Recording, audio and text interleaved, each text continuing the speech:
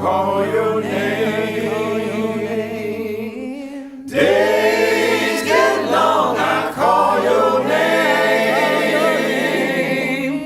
Days get broken, set my spirit free. Oh, Lord, remember me.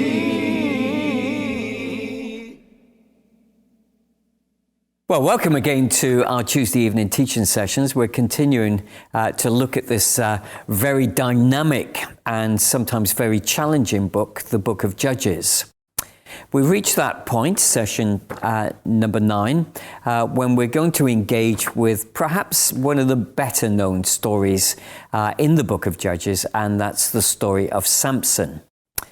I guess when we think about Samson, we often locate it as a story that children grow up with, they love, it's very proactive, and maybe in one sense, the fact that we've relegated it to that particular area of ministry, we've kind of ended up in that place where we're missing out on what the author is trying to tell us, because in fact the book is challenging, but also, of course, incorporated within that is the story of Samson, which is intriguing, mysterious, complex, has so many different layers, and difficult really to draw out what it is that the writer is trying to tell us through the life of Samson.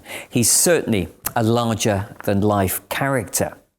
So we're going to do it in 2 different sections. Firstly, chapter 13 through to 14, and then next week we'll look at chapter 15 and 16.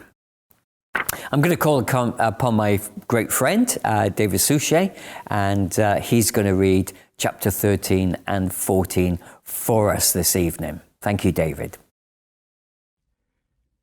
Judges chapter 13. Again the Israelites did evil in the eyes of the Lord, so the Lord delivered them into the hands of the Philistines for 40 years. A certain man of Zorah, named Manoah, from the clan of the Danites, had a wife who was childless, unable to give birth. The angel of the Lord appeared to her and said, "You are barren and childless, but you are going to become pregnant and give birth to a son. Now see to it that you drink no wine or other fermented drink, and that you do not eat anything unclean. You will become pregnant and have a son whose head is never to be touched by a razor, because the boy is to become a Nazirite, dedicated to God from the womb. He will take the lead in delivering Israel from the hands of the Philistines." Then the woman went to her husband and told him, "A man of God came to me. He looked like an angel of God, very awesome. I didn't ask him where he came from, and he didn't tell me his name, but he said to me, 'You will become pregnant and have a son. Now then, drink no wine or other fermented drink, and do not eat anything unclean, because the boy will be a Nazirite of God from the womb until the day of his death.' Then Manoah prayed to the Lord, 'Pardon your servant, Lord. I beg you to let the man of God you sent to us come again, to teach us how to bring up the boy who's to be born.' God heard Manoah, and the angel of God came again to the woman while she was out in the field, but her husband Manoah was not with her. The woman hurried to tell her husband, 'He's here, the man who appeared to me the other day.' Manoah got up and followed his wife. When he came to the man, he said, 'Are you the man who talked to my wife?' 'I am,' he said. So Manoah asked him, 'When your words are fulfilled, what is to be the rule that governs the boy's life and work?' The angel of the Lord answered, 'Your wife must do all that I have told her. She must not eat anything that comes from the grapevine, nor drink any wine or other fermented drink, nor eat anything unclean. She must do everything I have commanded her.' Manoah said to the angel of the Lord, "We would like you to stay until we prepare a young goat for you." The angel of the Lord replied, "Even though you detain me, I will not eat any of your food. But if you prepare a burnt offering, offer it to the Lord." Manoah did not realize that it was the angel of the Lord. Then Manoah inquired of the angel of the Lord, "What is your name, so that we may honor you when your word comes true?" He replied, "Why do you ask my name? It is beyond understanding." Then Manoah took a young goat, together with the grain offering, and sacrificed it on a rock to the Lord. And the Lord did an amazing thing while Manoah and his wife watched. As the flame blazed up from the altar towards heaven, the angel of the Lord ascended in the flame.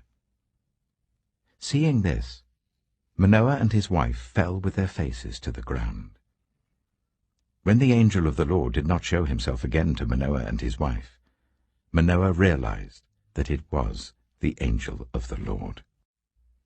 "We are doomed to die," he said to his wife. "We have seen God."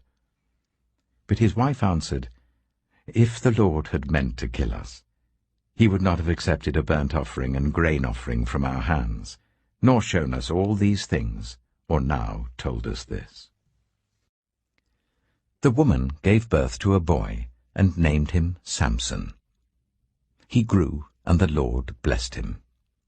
And the Spirit of the Lord began to stir him while he was in Mahaneh-dan, between Zorah and Eshtaol. Judges chapter 14. Samson went down to Timnah, and saw there a young Philistine woman. When he returned, he said to his father and mother, "I have seen a Philistine woman in Timnah. Now get her for me as my wife." His father and mother replied, "Isn't there an acceptable woman among your relatives or among all our people? Must you go to the uncircumcised Philistines to get a wife?" But Samson said to his father, "Get her for me. She's the right one for me." His parents did not know that this was from the Lord, who was seeking an occasion to confront the Philistines, for at that time they were ruling over Israel. Samson went down to Timnah together with his father and mother. As they approached the vineyards of Timnah, suddenly a young lion came roaring towards him. The Spirit of the Lord came powerfully upon him, so that he tore the lion apart with his bare hands, as he might have torn a young goat. But he told neither his father nor his mother what he had done. Then he went down and talked with the woman, and he liked her. Some time later, when he went back to marry her, he turned aside to look at the lion's carcass, and in it he saw a swarm of bees and some honey. He scooped out the honey with his hands and ate as he went along. When he rejoined his parents, he gave them some, and they too ate it. But he did not tell them that he had taken the honey from the lion's carcass. Now his father went down to see the woman, and there Samson held a feast, as was customary for young men. When the people saw him, they chose 30 men to be his companions. "Let me tell you a riddle," Samson said to them. "If you can give me the answer within the 7 days of the feast, I will give you 30 linen garments and 30 sets of clothes. If you can't tell me the answer, you must give me 30 linen garments and 30 sets of clothes." "Tell us your riddle," they said. "Let's hear it." He replied, "Out of the eater something to eat, out of the strong something sweet." For 3 days they could not give the answer. On the 4th day they said to Samson's wife, "Coax your husband into explaining the riddle for us, or we will burn you and your father's household to death. Did you invite us here to steal our property?" Then Samson's wife threw herself on him, sobbing, "You hate me. You don't really love me. You've given my people a riddle, but you haven't told me the answer." "I haven't even explained it to my father or mother," he replied, "so why should I explain it to you?" she cried the whole 7 days of the feast. So on the 7th day he finally told her, because she continued to press him. She, in turn, explained the riddle to her people. Before sunset on the 7th day, the men of the town said to him, "What is sweeter than honey? What is stronger than a lion?" Samson said to them, "If you had not ploughed with my heifer, you would not have solved my riddle." Then the Spirit of the Lord came powerfully upon him. He went down to Ashkelon, struck down 30 of their men, stripped them of everything, and gave their clothes to those who had explained the riddle. Burning with anger, he returned to his father's home, and Samson's wife was given to one of his companions who had attended him at the feast.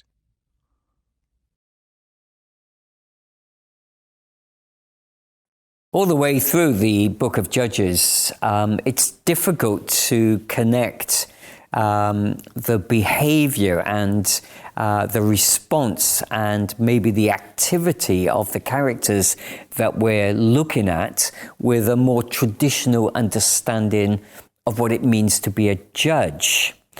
We often think of a judge as a person who sits and makes great judgments, announces appropriate punishments, which of course others will carry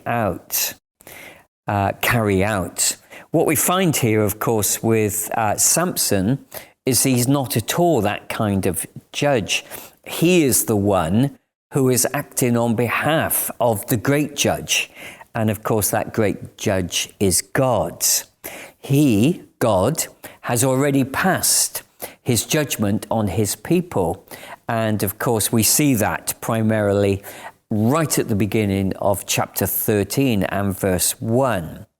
We're in that phase again where we see how Israel betrays its current covenant promises.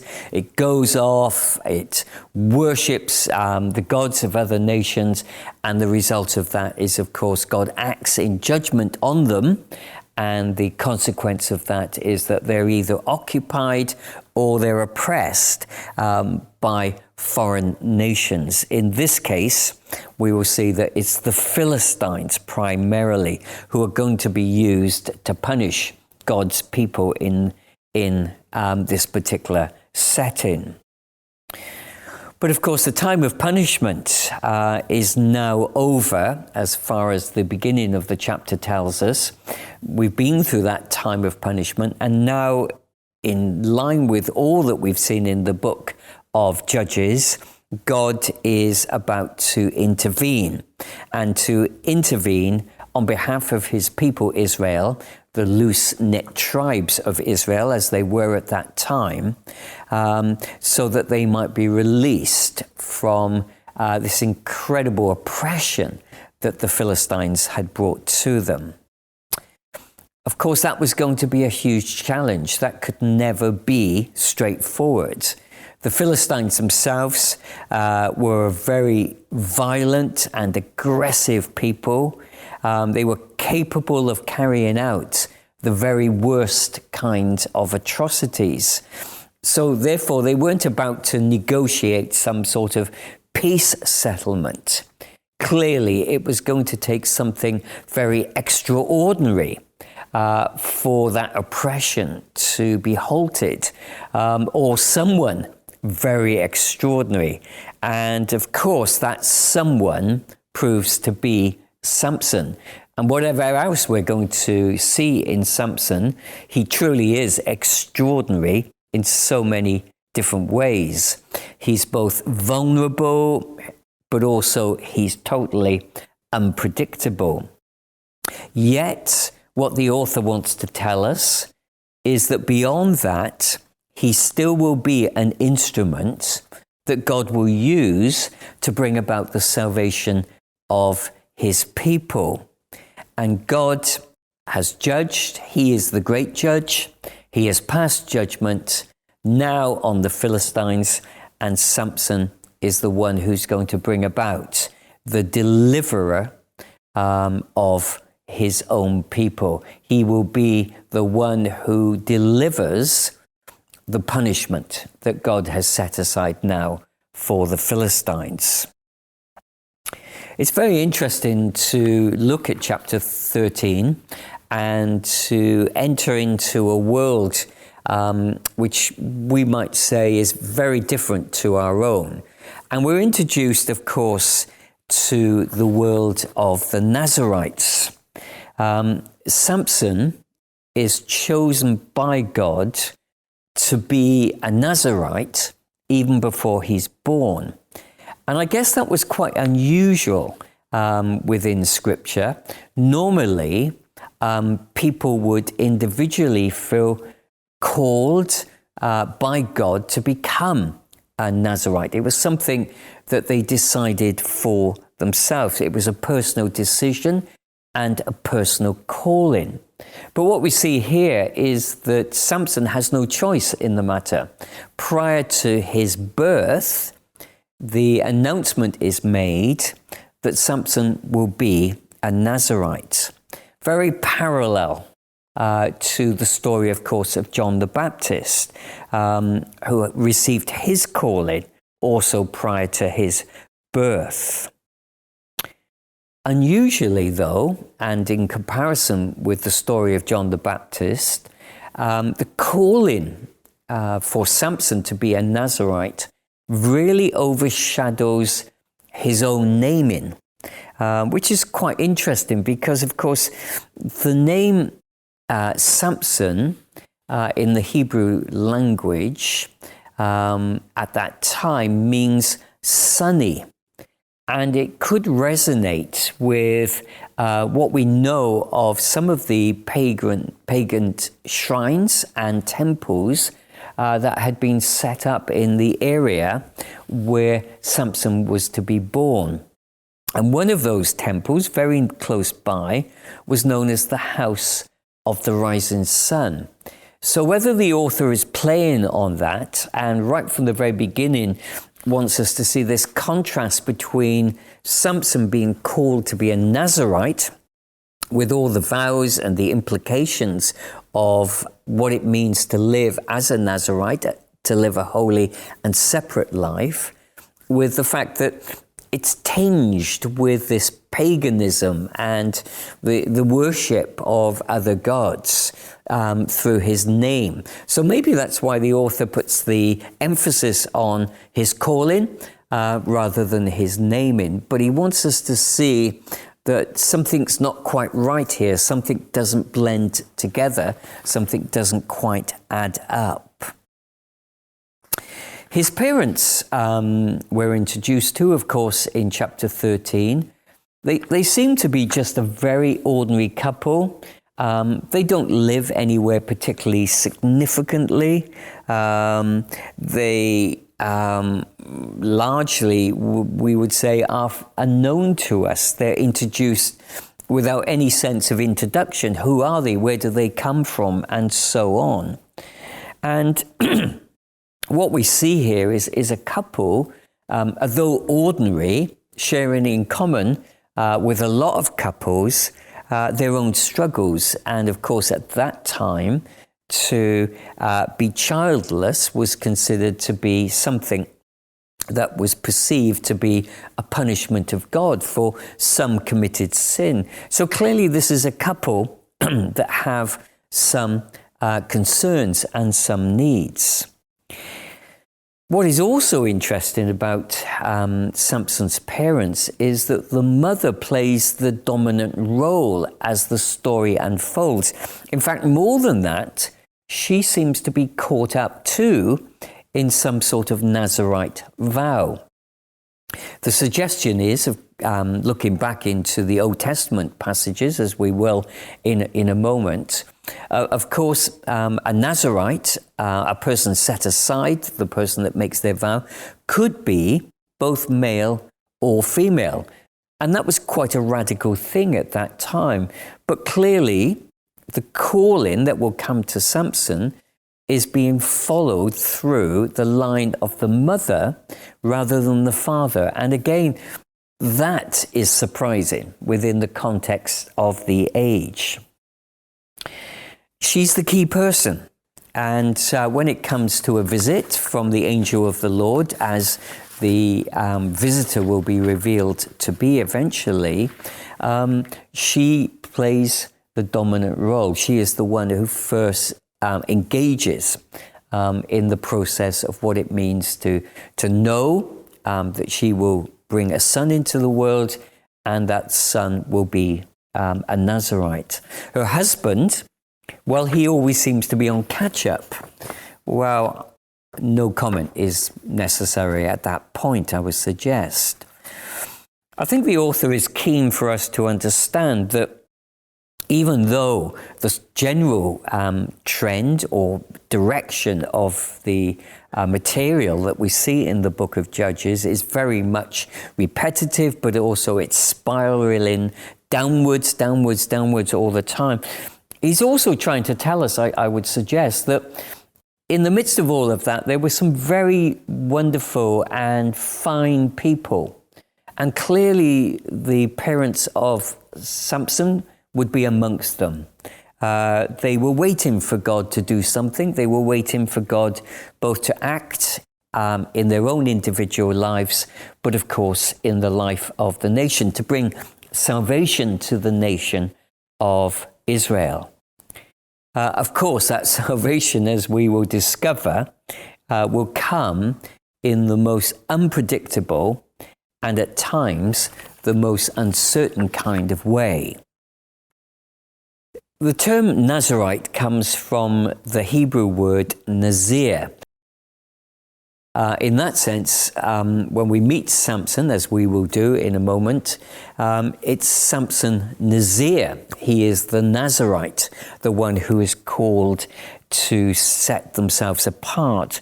Very, very much seen as an important religious figure, a consecrated kind of person. Nazarites were those who had taken a vow, or, as we see here, their parents took the vow on their behalf. They had chosen, not in Samson's case, because the choice was made for him already, but generally, Nazarites were people who had chosen to consecrate their life to God.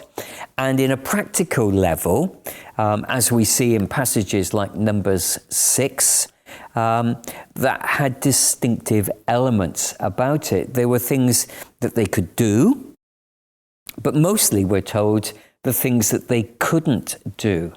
Let me just engage with Numbers 6 and verse 2, where it says these words, "Tell the Israelites this, if there are people, men or women, note, who want to make a vow, dedicating themselves completely to the Lord for a time, then they shall be called Nazarites." And then God goes on to reveal the rules that will govern their lives. They will separate themselves from wine and strong drink. They should not drink vinegar or any liquor or strong drink, anything connected with the fermentation of grapes. They were not to even eat the kernel of the husks that have been used in the fermenting process. Alongside that, no razor was to come upon their heads. So obviously they had very, very long hair. A call to holiness. They shouldn't defile themselves with coming into contact with dead bodies. Even if it was their father or mother, brother or sister, they were to be holy and separate from anything that was perceived to be decaying, the overtones of death connected to it. And of course, the very fact that, and Samson's story picks up on this idea, is that their strength was perceived to be in their hair. And that's why their hair should never be cut. And of course, that will resonate for us as we go into the next session, where we see how important an issue that becomes in the story, particularly of Samson and Delilah. So all of that was very fixed. This was the rules that governed the life of a Nazirite. And of course, what we see in the story of Samson is that as the story unfolds, he will break every single one of those. And I think the author wants us to grasp that. But even so, miraculously, he's still an instrument in God's hands, which of course raises all sorts of questions for us. So what we're reading when we come to the story of Samson is a story where there's a lot of twists and turns in it. The strict code of behavior associated with being a Nazirite is going to be ignored. And yet at times, we see that God is actually behind the fact that Samson seems to be living in contradiction to his particular vows. What does he do? Well, he goes and gets a wife from amongst the Philistines. Well, of course, that was a no-no as far as a Nazirite was concerned. And yet, interestingly, as we look at chapter 14 and verse 4, we see that God is behind that. And he will use that very action to provoke the Philistines into an act whereby Samson can bring about judgment and retribution upon them. Throughout the life of Samson, we see him ignoring or choosing to ignore these vows. Maybe you could argue these vows were taken on his behalf, but of course he has been brought up with them. He gets a wife, as I say, from amongst the Philistines. He ends up killing a lion, that's the dead body thing, and taking honey out of its carcass, which he shouldn't have done. He sits down and he feasts and he drinks with the enemies of God's people. He sets a riddle for them, as we will see in chapter 14. And of course, that was a riddle that was meant to last all 7 days of the feast. So it's quite a deep riddle, which he challenges these fellow guests to see if they can work out. Samson had been set aside even before he was born, and yet he's always gambling, he's always taking chances, he's always playing, or what he thinks is his trump card. And when you think about the way he uses this riddle to bring about this challenge, in fact, he's gambling with his own ability to be able to finance if he loses this particular test that he has set for the other guests at the feast. But of course, he's provoking, and seemingly God is behind his desire and the way that he provokes. And it's almost as if God is using his provocation to bring about his judgments. And of course, in the mix of all of that, and it is a mix, we see something of Samson's own weaknesses. And I suppose you could argue that after 7 days of sitting with the wife that he had got from amongst the Philistines, she had cried for 7 days. Well, it's not surprising he gave in the end.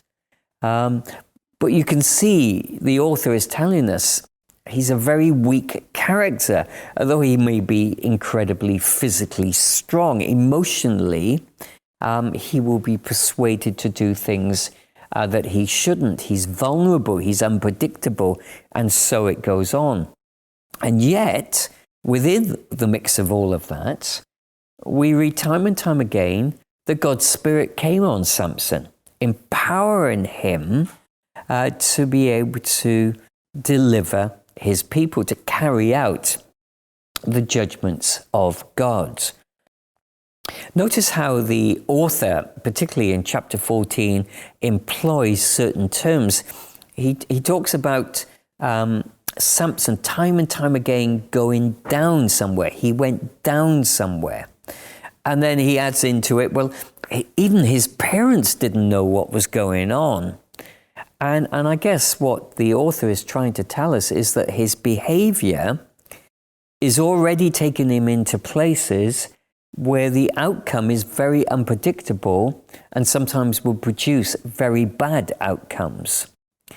And yet, in the midst of all that shady behavior, the fact that he goes to places that you would describe as very shady, the actions that emerge out of them are rooted in this empowerment of God's Spirit. It's the Spirit that drives him, stirs him up. It's an interesting phrase that he's led by the Spirit. He's driven by the Spirit, something we don't often read of, particularly in the Old Testament. And it suggests to us, and I think this is what the author is trying to tell us, that in some incredibly confusing and mysterious way, God is still working his purposes out, but he's doing it in the midst of some very unseemly behavior that is often unpredictable and undetermined. Everything is topsy-turvy, and yet overarching beyond all of that is God's purposes in bringing about the salvation of his people from the control, the oppression of the Philistines is actually being fulfilled. Remember me when these chains get broken, set my body free. Oh Lord, remember me, remember me.